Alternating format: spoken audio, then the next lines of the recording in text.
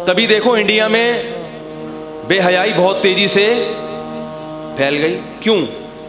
लोग कहते हैं इंडिया में इतनी बेहयाई, लड़कियों की चड़ियाँ और ये पहन के। मैंने कहा भाई जब लाइफ को एंजॉय करना है, उनको पता है मौत के बाद जिंदगी नहीं है, तो बुर्के की टेंशन क्यों उठाए भाई? ये टेंशन फिर मुसलमानों के पास रहने दो। तो बुर्के की ना सिर्फ ये कि टेंशन नहीं उठाएंगी, बल्कि बुर्के वालियों का मजाक भी उड़ाएंगे। समझ में आ रही है बात? फिर वो शादी ब्याह की टेंशन, बोलो ना यार, नहीं हो, क्योंकि बीवी बनोगे तो शौहर के हुकूक है, शौहर बनोगे तो बीवी के हुकूक, गर्लफ्रेंड बेहतरीन, ना इसके हुकूक ना उसके। जब तक टाइम पास हो रहा है ठीक है, वरना जब अच्छा नहीं लग रहा 2 मिनट में छोड़ो और पतली गली से। भाई दूसरा बॉयफ्रेंड मिल गया तो पुराने वाले का क्या करना है? कोई डॉक्यूमेंट्स थोड़ी हैं, कोई डॉक्यूमेंट थोड़ी हैं, कोई सास ससुर थोड़ी है, कोई साली बहनोई कोई है ही नहीं, सेटअप ही नहीं है, बॉयफ्रेंड है। ये कोई रिश्ता ऐसा है कि कोई इसका डॉक्यूमेंट तो बनते नहीं है इसके। क्या ख्याल है? इंडिया भी नहीं बनाता भाई, तेरी गर्लफ्रेंड है तो छोड़ नहीं सकता, जब चाहो छोड़ के पतली गली से निकल जाओ। तो शादी ब्याह की टेंशन किसको दे दो? ये हमें दे दो। मुझे लोग कहते हैं 4 शादियां करके अय्याशी कर रहे हैं। मैं कहता हूँ आप भी कर लो, क्या ख्याल है? अय्याशी अगर है तो आप भी कर लो भाई। अय्याशी का दुनिया में किसको शौक नहीं होता? जितने अय्याश लोग नजर आएंगे शादियों से, उतना वही साबिक से साबिक की मिसाल देख लें। एक के इंतकाल के बाद दोबारा उन्होंने ये हमाकत, क्या ख्याल है? बोलो भाई। नहीं, कभी नहीं करते शादी, क्योंकि एक सास आजकल टेंशन के लिए 4 सासें कोई अफोर्ड करेगा? एक साला, साला क्या होता है? जो हमेशा टेढ़ी आंखों से, 4 किस्म के साले, 4 साले नहीं, 4 किस्म के होल सेल के हिसाब से साले, सुसर कितने? तो ये अय्याशी है। और आपकी आधी से ज्यादा तनख्वाह कौन खाता है? बीवी। 90% खाती है वो। अक्सर शरीफ लोगों की बात कर रहा हूं, जो नई बीवियों पे खर्च करते हैं उनकी। 90% से ज्यादा तनख्वाह कौन इस्तेमाल करता है? घर का किराया, गैस, बिजली बिल। वो जब 4 होंगी तो आप खुद थोड़े दिनों में कहां चले जाओगे? बोलो भाई। वहीं चले जाओगे जहां पे थोड़ी देर पहले मैंने किसी को भेजा था। तो इसी वजह से लोग इस काम के लिए तैयार, उनको मोटिवेट करना पड़ रहा है। शराब पीने के लिए मोटिवेशनल स्पीकर की ज़रूरत नहीं होती, शराब से बचाने के लिए होती है। निकाह पे लाने के लिए मोटिवेट करना पड़ता है, निकाह से रोकने के लिए मोटिवेशन की ज़रूरत नहीं है, क्योंकि उसमें तो मज़ा है, अय्याशी है। तो जिन लोगों का आखिरत का ईमान नहीं है, नज़रिया नहीं है, तो मेरे भाई वो शराब भी पिएंगे, वो ज़िना भी करेंगे, वो शादी भी नहीं करेंगे, करेंगे भी तो बहुत देर से करेंगे, तो एक करेंगे, और फिर बच्चे भी कितने? 1 या 2 से ज़्यादा नहीं, खर्चा ना हो जाए। फिर जनाब वो, और फिर बीवी को ज़्यादा बर्दाश्त भी, थोड़ा दिन तमीज़ से चली, नहीं तो पतली गली से निकलो। तभी तलाक़ों का रेशो भी गैर मुस्लिमों में, बोलो भाई, रेशो, मैं ये नहीं कह रहा मुसलमानों में तलाक़ें नहीं होती, उनमें रेशो निस्बतन कम है। मुसलमान में बर्दाश्त करने का रेशो ज़्यादा है, गोरों में तो बिल्कुल भी नहीं है बर्दाश्त का रेशो। कहते हैं ना इतने बर्दाश्त करते हैं, नहीं करते वो तो 2 मिनट में फारिग करते हैं। तो फिर तो मेरे भाई जब आखिरत से लिंक नहीं करोगे ना पास को, तो फिर जितनी अय्याशी करो कम है। इंसान को इंसान का बच्चा, हकीकी मानों में इंसान का बच्चा बनाने के लिए कुरान की ये आयत पर ईमान लाना पड़ेगा कि तुम्हें पैदा अल्लाह ने इम्तिहान, एग्जामिनेशन हॉल में अय्याशी में कोई टाइम ज़ाया नहीं करता, पेपर की तैयारी में टाइम लगाता है वो। अगर आप आखिरत के तसव्वुर को नहीं मानते तो फिर दुनिया को एग्जामिनेशन हॉल नहीं मानते। आप जब नहीं मानते तो फिर जो मर्जी करो भाई, फिर तो कुछ भी नहीं है। तो इस्लाम ने बताया कि ये दुनिया क्या है? दारुल इम्तिहान। यहाँ बूढ़े माँ बाप को ओल्ड हाउस तो दूर की बात, घर में रखना पड़ेगा, उनकी खिदमत करनी पड़ेगी, और वो अगर चिड़चिड़ेपन की वजह से डांटें तो उफ करने की इजाज़त नहीं है, इज्जत के साथ उनकी खिदमत करनी है। खिदमत तो नर्स भी कर लेती है बूढ़ों की, उस तरह से नहीं करनी कि तनख्वाह मिल रही है, अपनी जिम्मेदारी समझ के करनी है। समझा पा रहा हूँ मैं अपनी बात? बाज़ लोग इस पे एक इश्काल करते हैं भाई कि जिस माजी का फ्यूचर से लिंक नहीं होता, ठीक है, جب ہم مریں گے, جو موٹیویشنل اسپیکر کہتے ہیں جب ہم مریں گے تو ہمیں ایک ضمیر تو مطمئن ہوگا نا تھوڑا سا, تو انسان کا اچھے کام کر کے ضمیر بہرحال مطمئن ہوتا ہے چاہے اس کو اجر نہ بھی ملے. تو ہم آخرت پر اگرچہ ایمان نہیں رکھتے لیکن جب مرنے لگیں گے تو آتما تو خوش ہوگی نا. کیا خیال ہے بھائی؟ آتما کیا ہوگی؟ خوش ہوگی, ضمیر خوش ہوگا, کیونکہ اچھا کام کرنے سے یہ انسان کی فطرت ہے. تو یہ اتنی تھوڑی سی خوشی ہے نا ضمیر کی, کہ اس تھوڑی سی خوشی کے لیے کوئی 50 سال قربانی دینے کے لیے تیار.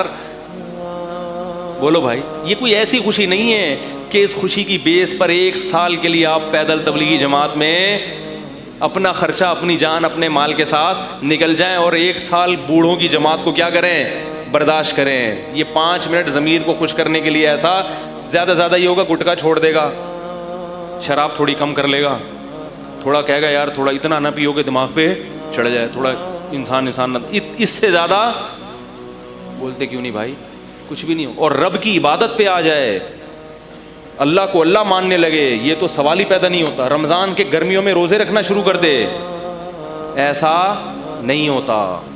سمجھ رہے ہو کہ نہیں سمجھ رہے؟ تو اس لیے یہ جو حدیث میں نبی صلی اللہ علیہ وسلم نے فرمایا 5 چیزوں کو 5 چیزوں سے پہلے غنیمت سمجھو, اس کا مطلب کیا ہے کہ آخرت کی تیاری میں لگا دو. پیسہ بھی اگر کما رہے ہو تو نیت آخرت ہونی چاہیے. دنیا, نبی صلی اللہ علیہ وسلم نے فرمایا وہ تاجر جو ایمانداری کے ساتھ تجارت کرے قیامت میں پیغمبروں کے ساتھ ہوگا. اگر تجارت کی ترغیب نہ ہوتی, پیسہ کمانے کی ترغیب نہ ہوتی تو اللہ کے نبی ایماندار تاجر کو پیغمبروں سے نہ ملاتے.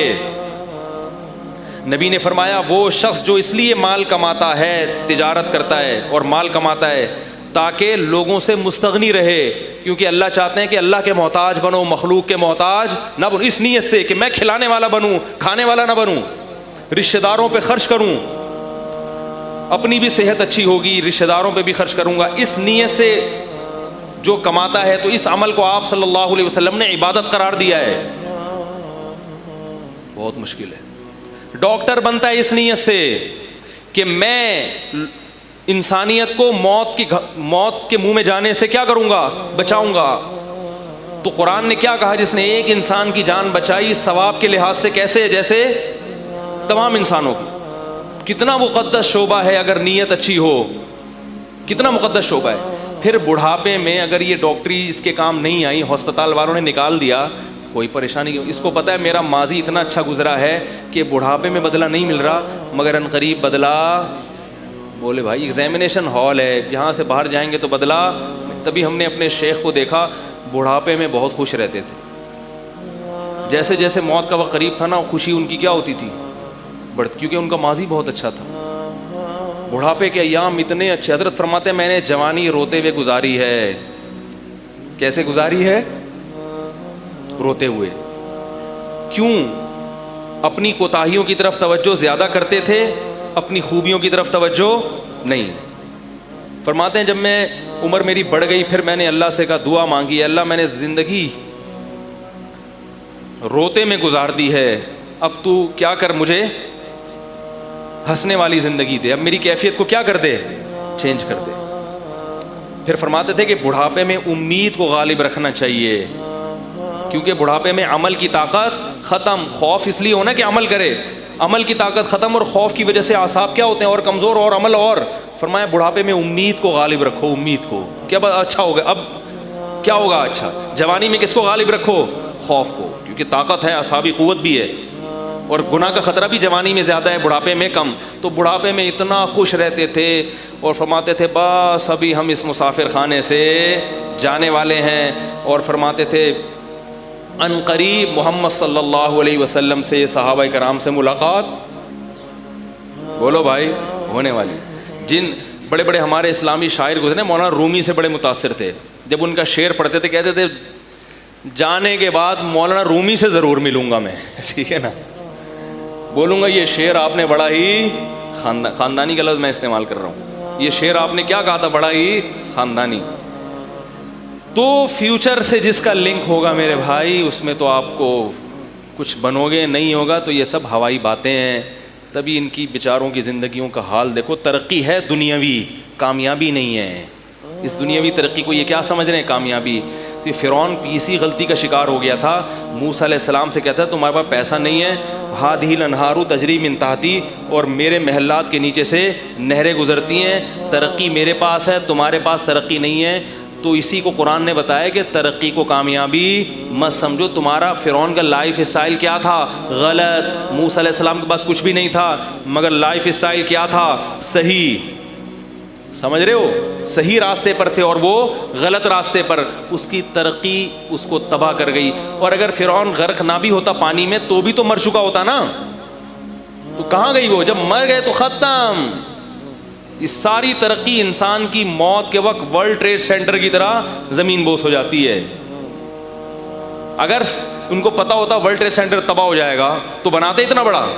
بالکل ایسے انسان اس باڈی پہ محنت کرتے کرتے بالآخر یہ باڈی کیا ہو جاتی ہے؟ ختم. یہ انجام ہے. تو اس باڈی پہ محنت کرو آخرت کے لیے, پیسہ کماؤ آخرت کے لیے, ایجوکیشن حاصل کرو آخرت کے لیے. پھر انشاءاللہ خوشی بھی ہوگی, ضمیر بھی مطمئن ہوگا, اور جیسے جیسے موت قریب آئے گی سکون اور اطمینان بولو بھائی بڑھتا چلا جائے.